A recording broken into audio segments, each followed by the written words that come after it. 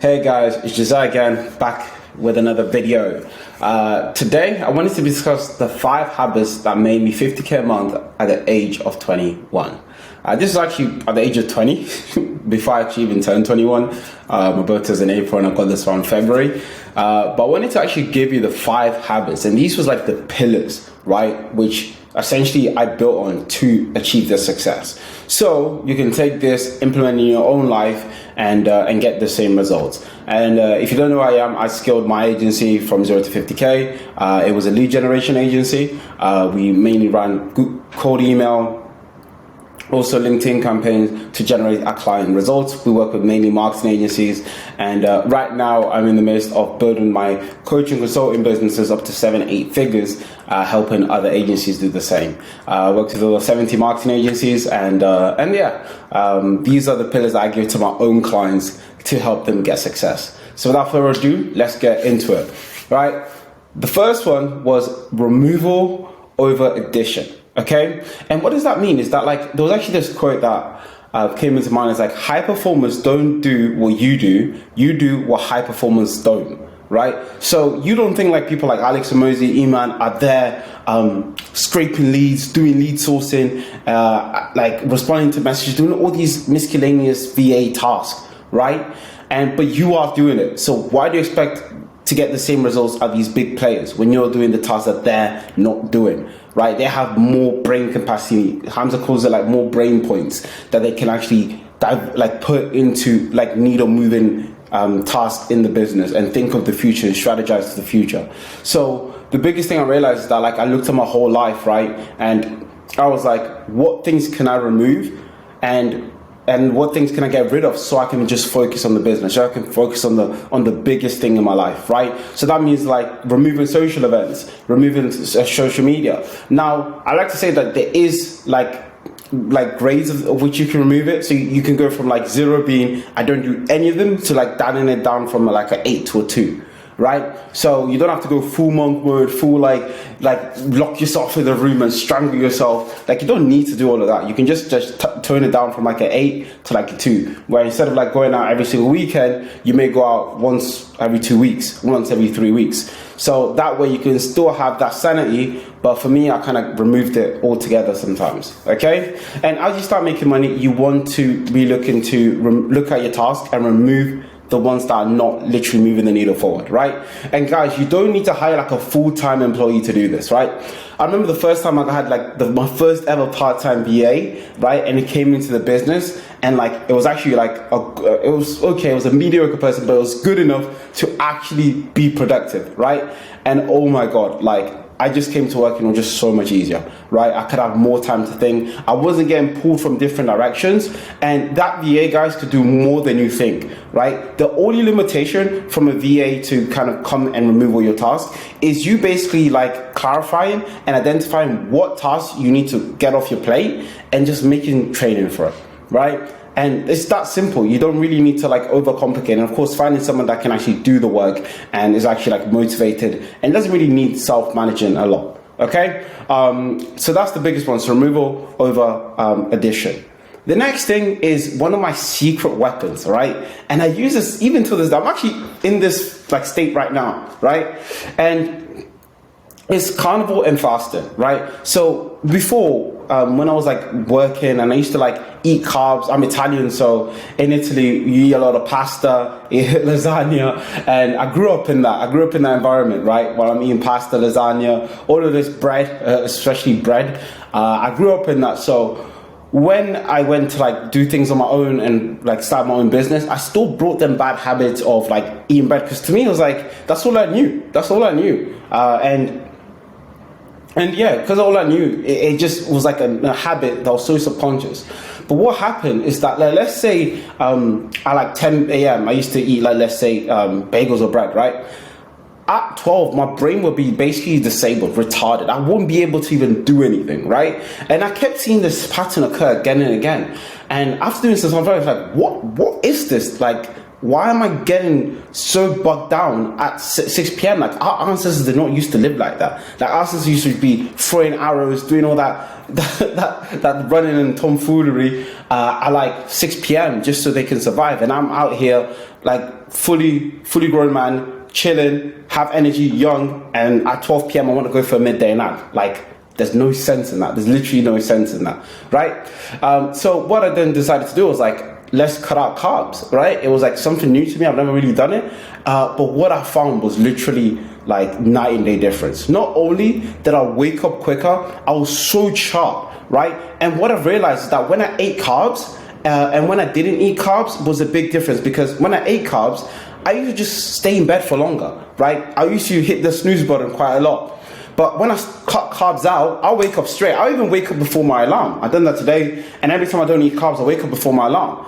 And I don't know why. I'm not going to be here saying all this science stuff. I didn't do biology or do that stuff. It's just what I've seen in my experiences, right? And that's why if I wanted to instill one of the biggest habits to help you succeed would be to like cut them out or eat them after a certain time. Okay, so let's say for dinner, like preferably your last meal, right? And then what also done, right, is actually like not eat for the first like 5 hours of the day. And the reason why I didn't do that is because like your brain is just sharp, right? The amount of quality work you can do in that first 5 hours of the day is like crazy. So what I used to do is just drink coffee, and that's it. Just drink coffee and listen to music. That's it. I didn't used to do anything. Sometimes I wouldn't even have I'll close all the windows and I'll make sure my room and my house is so dark. So all I have is my computer screen, and I used to just like wear my hoodie and I used to just work, right? It looks like, yeah, it looks like I'm a weird hacker or something, but I'm just so dialed in, okay? And then after I watched Hamza's video, and he took because I started cutting out carbs before watching Hamza's video about cutting out carbs. If you don't know who Hamza is, he's a very big YouTuber. And when I seen his video, I was like, you know what? Like, let me just cut them out all completely. So what I've done, I cut them out during the week. And on the weekend, let's say I wanted to have a nice dinner or something, I'll eat that as like my last meal on Saturday, right?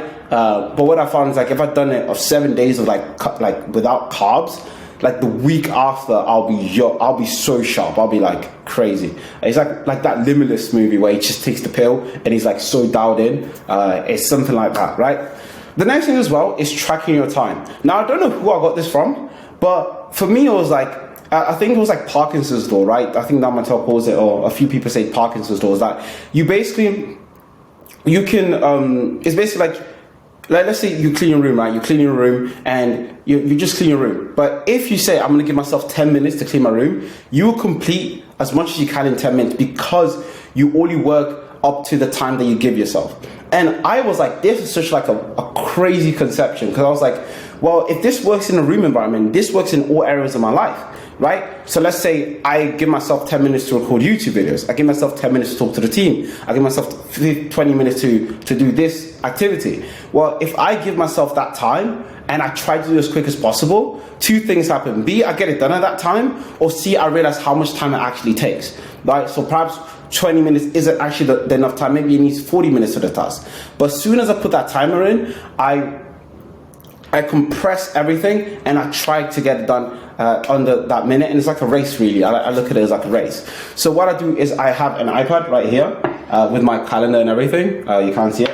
But I have an iPad right here, and I just time myself every time I do things, and I also have my calendar. So I always look at my calendar, and it's always right in front of me, so I never miss anything. So when it's time to go to the gym, I'm bouncing, right?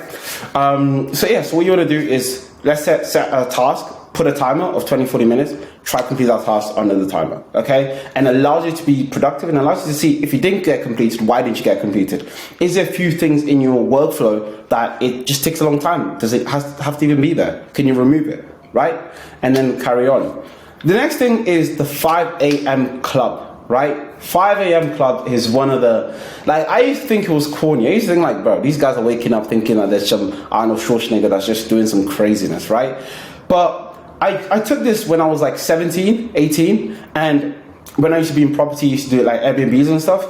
I took this concept. I used to wake up at 5 a.m. and I used to listen to books, and I used to go for cardio and do skipping and everything.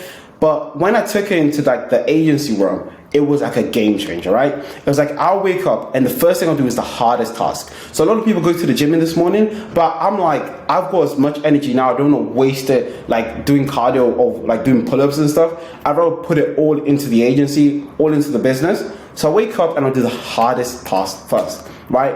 And it will just be like, boom, gruesome task. I'll do it for the first 1 to 5 hours of the day. And what that actually meant is that because I got into this routine again and again and again, before 10 a.m. UK time, so that was like in the morning US time, because I used to work with US clients as well, I would finish the whole day's work in 5 hours, right? And that left, of course, room for sales calls or room for communication, but also room for like to think, right? And get new ideas, right?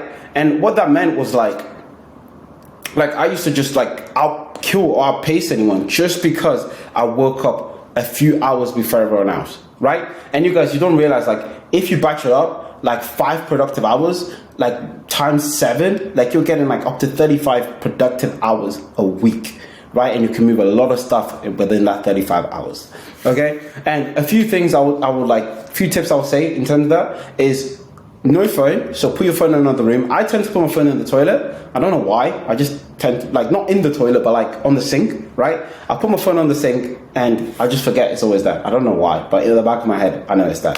No phone, no food during this time. Do not eat, right? Like I said, you want to be in that like fasted state, right? And another thing is listen to the exact same tunes again and again, right? I have this one like 3-hour playlist and it's just amapiano music. But it's like, what if you don't know amapiano music, like music from like Africa, and it's like basically just instrumentals and beats, right? And I will listen to that again and again and again. Like it's like I know it at the top of my heart and I know every single song, but it just allows me not to think about the music and allows me to just go deep into work. Okay, so I'll suggest waking up early, 5 a.m. I even see people do 3 a.m. They're absolute savages. I do 4 a.m. sometimes, but I don't do it like. I don't mean to do it. I just kind of just wake up then and I'm like, okay, let's just get the day started. Okay. The next thing is weekly review. And what I realized is that like every 7 days you can like give yourself feedback to make sure you're kind of course corrected into the right way. So what I like to do is at the end of the week, I like to like review the big goals and review all the metrics, right? To make sure we're actually like on pace to do to achieve the goal really. And every Saturday I'll look at the main metrics like leads, appointments, sales, and to see where the main bottlenecks is and how we could fix that. So let's say appointments is down. I was like, why are appointments down, right? Did we set enough volume? Did we target the right leads? Did we say the right messaging? Like really look at it and see like what's 1 to 2 things I can change next week to have a big lever on my business. Okay. And also, I recently learned from like someone like Alex Jozy, right? Is that let's say you have a metrics that's down, right? Like sometimes you just don't know how to do the metrics. So for example, let's say your closing rate is down, right? Let's say your closing rate is down and you're only closing 5% of all the appointments that you're getting, right? Instead of trying to like tweak something or do anything that, you could just say like, hey, perhaps I'm not that good at closing. And it's okay not to be as good as closing, right? Because at least you have accepted that there's a skill deficiency and then you can work towards that. So they maybe like review more videos on sales. Like, do you have a sales script? Do you have a sales process, right? Are you following something, right? And with that being said, it just made me like realize like sometimes if metrics are low, I look of course the bottlenecks, but sometimes I look at like myself and internally like, am I really that good at XYZ, right? If not, who can I invest in to increase it? Who can I learn from? And what tips can I get? Because guys, like there's so much free things on the internet that you can literally like learn everything yourself, even without buying courses. Like of course, I suggest you invest in yourself because you actually put some skin in the game. But even without you doing that, there's enough online for you guys to get to like a C level at basically any skill in business, right? There's so many things online. So I suggest you doing that, right? Another thing I also think, especially now, is like what's stopping us from 10x in this business and what we could do to actually do that? Because I'm always looking at like, hey, what can we do to 10x a business? And if I can't answer it, or if I can't answer, I'm like, that's the single bottleneck. That's the most important bottleneck for us to kind of solve. For example, let's say I wanted to scale bookings from our appointment setters. I'm like, why are we not scaling bookings? Okay, they're not reaching out to enough leads, but like, why are they not reaching out to enough leads? Oh, because lead sourcing takes a lot of time. Okay, cool. So if lead sourcing takes a lot of time, can we find a software that does the lead sourcing for us and saves us like 20 hours? So then we can spend that 20 hours just outsourcing leads, and the sellers just focus on outsourcing leads. And of course, I'm like, oh, well, that's the bottleneck. Decrease the time for them to find leads so they can reach out more. So then our setters, instead of doing 50 a day, they can do 100 a day, 150 a day. And that just literally doubles to triple volume and increases bookings. All right. And if there isn't enough, let's say bookings are low, I'm like, why? Do you have enough space in the calendar? No. Okay, we need to get a sales rep in. So they can take more space out of the calendar, and then we can get more bookings. So then that comes into like if you ask yourself, your business name, why can I not 10x business name? Or what do I need to do to 10x business name, right?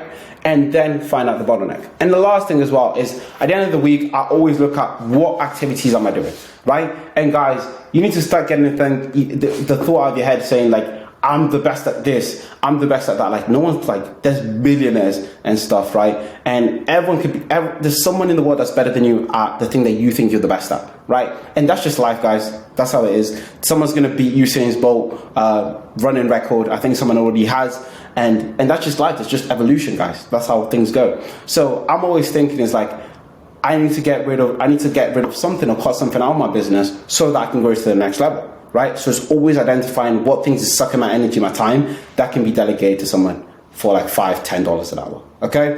And yeah, so guys, having these 5 habits, like implementing them in your life, you'll see literally, I can guarantee that you will see success from this. Right?